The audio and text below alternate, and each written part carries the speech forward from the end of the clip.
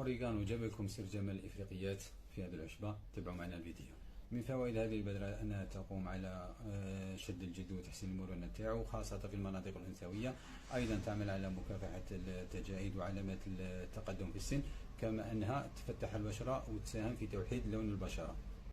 أما الناس اللي تعاني من مشكلة حب الشباب فهذه العشبة مفيدة بزاف لهم، تعالج مشاكل حب الشباب. وأيضا الحبوب الموجودة على البشرة، أيضا علاج قوي وفعال ضد الالتهابات الجلدية، إكزيما، الصدفية ولا البكتيريا.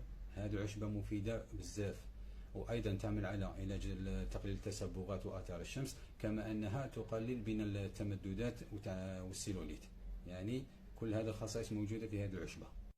لكن أهم فائدة تستعمل هذه العشبة تستعمل لأجلها يستعمل النساء الإفريقيات أنها تستعمل للتسمين الموضعي ولا تسمين المناطق الأنثوية بشكل خاص. يعني هذه يقال أنها تعتبر مسمنة، يعني ما كاش دراسة علمية ثابتة تدل على ذلك، لكن هما بالممارسات التقليديه للطب تاعهم يستعملوها في هذا الجانب هو اللي هو التسمين الموضعي للمناطق الأنثوية. هذه العشبة أن تسمى بكيجيليا ولا كيجيليا أفريكانا.